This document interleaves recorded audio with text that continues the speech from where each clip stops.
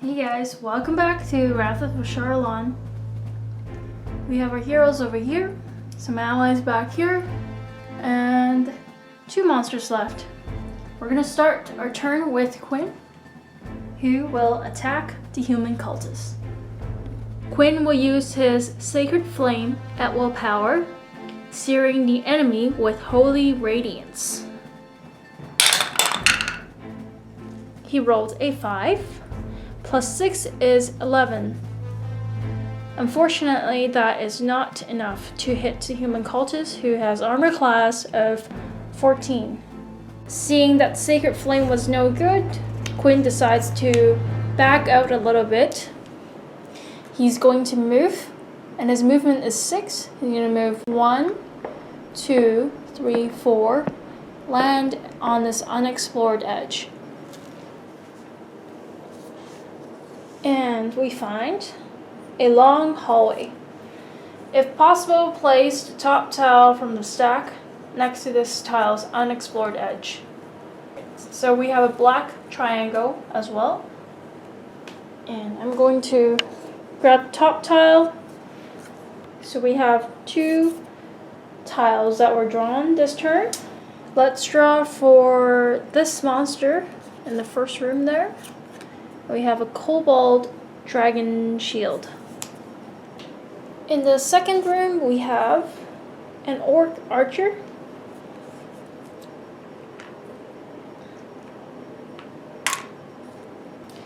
Now, because we drew a black triangle, we'll draw the encounter card. We have a curse, time leap. You fall through a rift in reality as unfathomable energies warp the space around you. Remove your hero from play, draw a monster card, and place its figure in the square your hero disappeared from. At the start of your hero phase, place your hero on any tile. And when your hero returns, discard this card. So Quinn is removed from play. Let's draw the monster that would appear in place of him. It's a snake. I just realized that I haven't been rolling for this curse here. At the end of the exploration phase, we can roll a die, and 10 plus we can discard this card. So let's start to remember to do that. And it is now the end of exploration phase. Actually, let's backtrack and roll it for this turn. So let's see whether we can shake off this curse. And we rolled a 7, so no, we do not shake off the curse. As part of the curse, at the end of the exploration phase, we have to find the monster closest to your hero that is not on your hero's tile, and then place that monster adjacent to you. The kobold dragon shield and the cultists are equally close to Quinn, so I'm just going to make the kobold dragon shield move next to Quinn.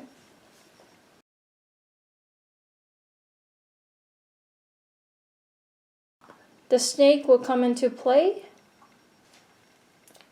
So Quinn's off the board for now, and I have a question of whether his allies would activate, and whether his monsters would activate. So he has in his control 4 monsters now. If he's off the board, do these activate or not? And do the allies activate? I mean, I would much rather that the monsters do not activate, but I'm not sure. I guess I will play as though they do activate. So let's do our allies first, the elf archers. If they're within 2 tiles of a monster, let's see. 1, 2, so they are within 2 tiles of the orc smasher. At least this one is. 1, 2, actually this one as, oh no. 1, 2, 3, so this one is not.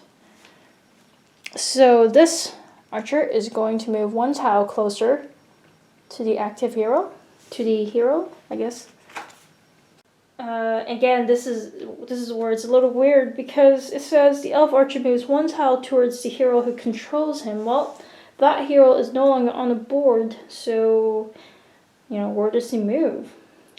Anyway, I'm going to house rule that he just moves towards the action, or where he last saw Quinn move. This other archer here will shoot the arrow towards the Orc Smasher. He rolled a 15. He has a bonus of 4, so that is 19. The Orc Smasher has armor class of 15, so that is a hit. 1 damage to the Orc Smasher. Now, the monsters would activate. First, with the human cultist, it would move adjacent to the closest hero and attack him with a poisonous dagger. We basically need a 10 or lower to make this a miss. And we rolled a 15, so that is definitely a hit. Vistra will exhaust the Lucky Charm and re-roll the die. And discard this card. Once again, we need 10 or less. And we rolled a 5. So, with the Lucky Charm and the re-roll, we've managed to dodge the poisonous dagger. Perhaps the dagger hits the Lucky Charm instead, breaks it into half, but protected Vistra from the dagger, from the attack. Next, to activate, we have Kobold Dragon Shield, who will move 1 tile closer toward the closest hero. The Orc Archer, if he is within 2 tiles of a hero, it will attack, but he is not 1, 2. He is 3 tiles away, I think. Actually, 4. So the Orc Archer moves 1 tile toward the closest hero.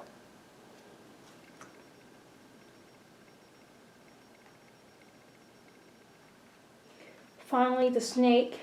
If the snake is within 1 tile, well, the snake is not within 1 tile because Vistra is just on the edge of this other tile. So the snake is within 1, 2.